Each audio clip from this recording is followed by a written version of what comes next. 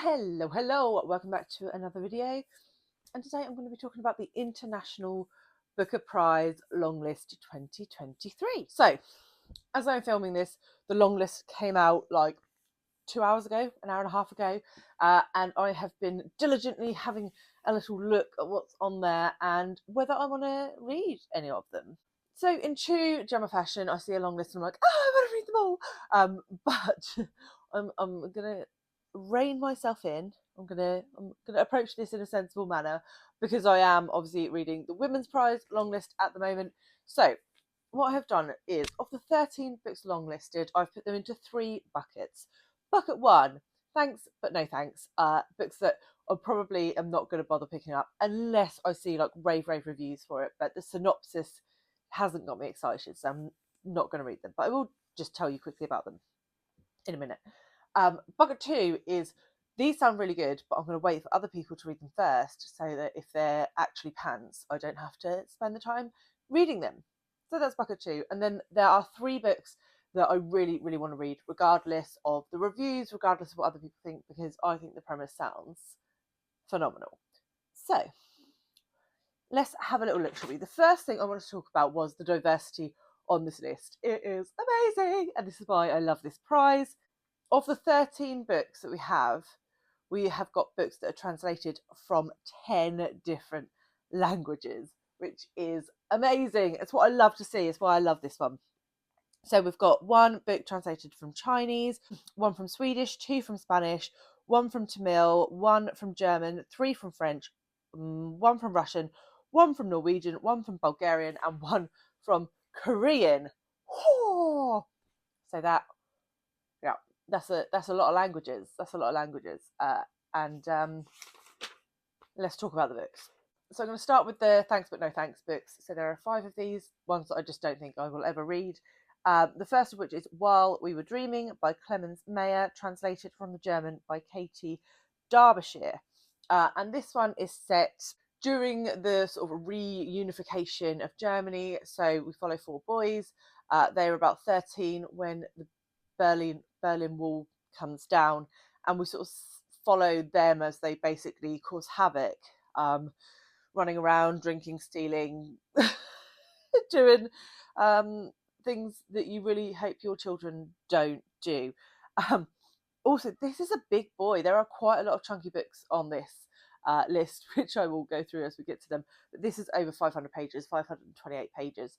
So that's a lot of pages to follow for mischievous boys around a village in Germany. So yeah, not so interested in that one. Then we have Jimi Hendrix live in Lviv by Andrei Kirkov. I do want to read some Kirkov, but I just don't think this one sounds like my thing. This is translated by Ruben Woolley. So Kirkov is a Ukrainian author who writes in Russian, so this is translated from Russian. And this is really just a portrait of the city of Lviv, which I don't know much about.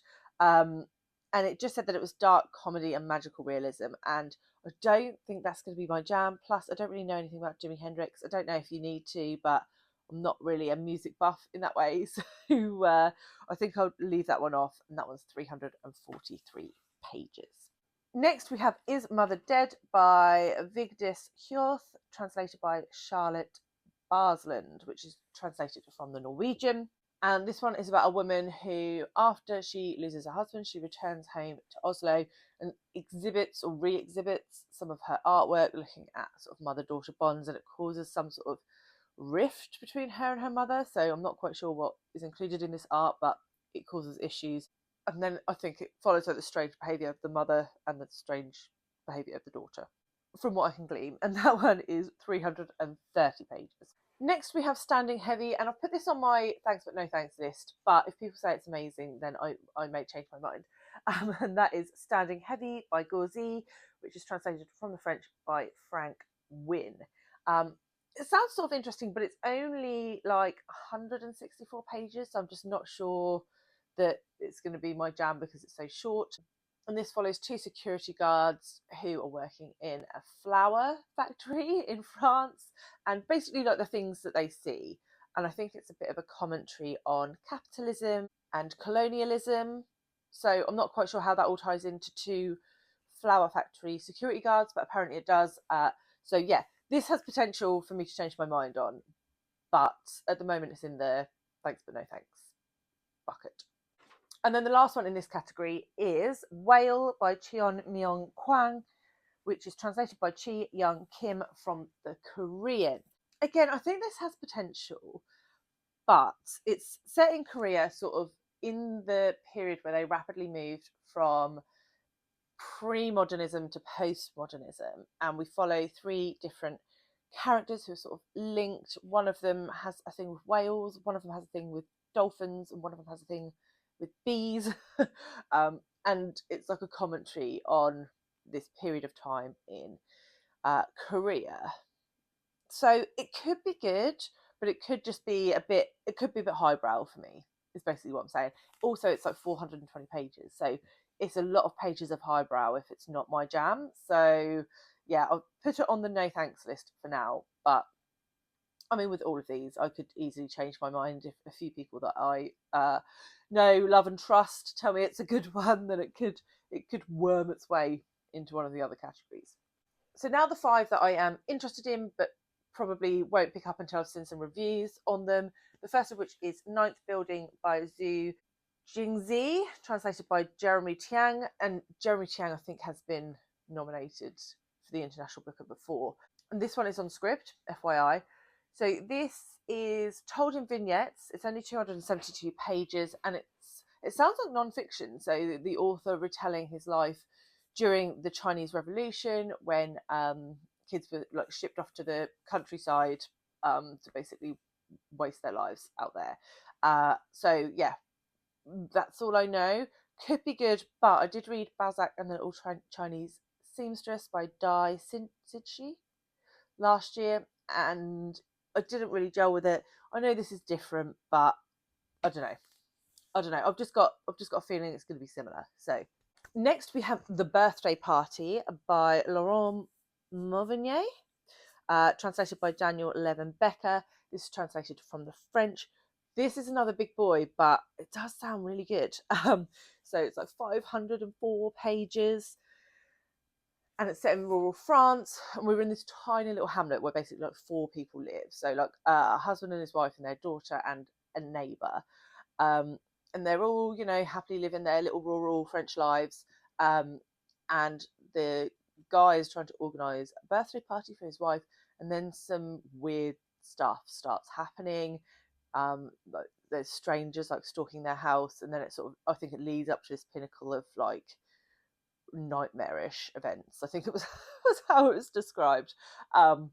So it sounds scary, which is kind of why I want to read it, because I haven't read a good horror in ages. I don't know if it's really going to be horror, but yeah, intrigued, and the fact that it's like a chunky one makes me want to read it even more. So we'll see. Then we have Time Shelter by Georgi Gospodinov, translated by Angela Rodell, and this is translated from the Bulgarian. This is such a unique concept. Really, really interested to see if this is a good one. It's 304 pages, and there is a sort of a back to the past clinic thing, which is for treating Alzheimer's patients, where every floor is a different decade of their lives, and so the people who work there have to go out and find like 60s furniture or 80s food or whatever to fill these different floors, and these Alzheimer's patients go in and it's supposed to help cure them. The problem that they have is that once this starts becoming successful, the general population want to go because they'd rather live in the past than the present. So, I mean, how good a concept does that sound? Exactly.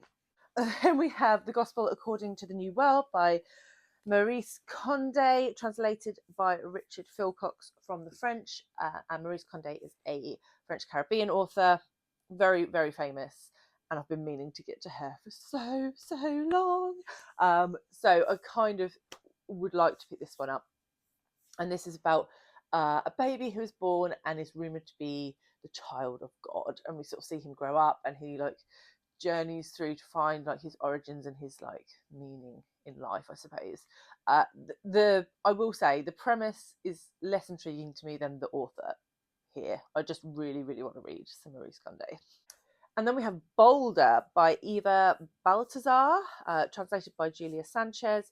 And this is translated from the Spanish. And in this, we meet two young women working on a merchant ship, and they fall in love, get married, and move to Reykjavik. And then one of them wants to have a child, and the other is less keen. But they sort of go for it, and it's about this, like, what that does to their relationship and how difficult it is. Especially, I think, for the partner that's not so keen on having a child. So yeah, it sounds interesting, but it's only 112 pages, so it's going to be quick fire. So I might just pick that one up because it's only 112 pages and it's available on Scribd. So the three that are at the tippy top of my want to read list are A System So Magnificent It Is Blinding by Amanda Svensson, translated by Nicola Smalley, which is translated from the Swedish. And this is a 540-page family saga. So that's all I had to read to know that this was on my really, really want to read list. And we follow triplets, which I don't know if I've ever read a book about triplets. And like, they go in all their different directions and they all live like these weird lives, and then it's about like destiny and do they come back together, and yeah, I don't really know, but it's family saga. It's 550 pages. I want to read it. Then we have Stillborn by Guadalupe Nitel, translated by Rosalind Harvey, and Nitel is a Mexican author. This is translated from Spanish. I think this was predicted on a few long lists, and it has been on my radar. So this is about two women who are sort of independent, career-driven women, get to a point in their lives and they're like, well, do we want to have children? One of them decides to get sterilised, one of them gets pregnant but has complications, and it's about them dealing with the ramifications of those decisions, you know, whether to have children or not. So as a mother, that really intrigues me. So we shall see. But that sounds quite good, and it's only 200 pages. And again, available on Scribd. And then the last one is Pyre by Perumal Murugan, translated by Anirudhan Vasudevan. Oh, sorry, I'm really bad at pronouncing Indian names. This is translated from the Tamil, and it's only 200 pages.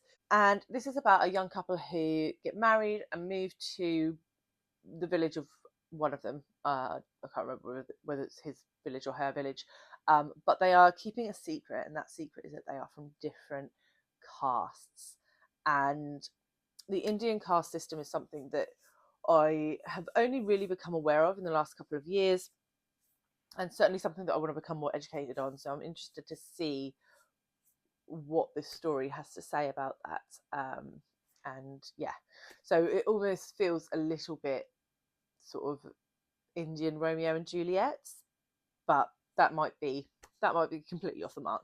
But it sounds amazing, and it's only 200 pages, so I definitely want to get to that one. And that, my loves, is 13 books. So are you going to pick up any of these? Are you planning on reading the whole long list? I know it's a pretty short time frame. I forgot to write the dates down. I think there's only about 4 weeks between this and the shortlist announcement. So are there any that you're going to specifically pick out from this list? I want to know. And yeah, I will come back to you probably around shortlist time to see if any of the ones that I've managed to pick up get shortlisted. So yes, let me know, and we will see what happens in the coming weeks and months. Bye, guys.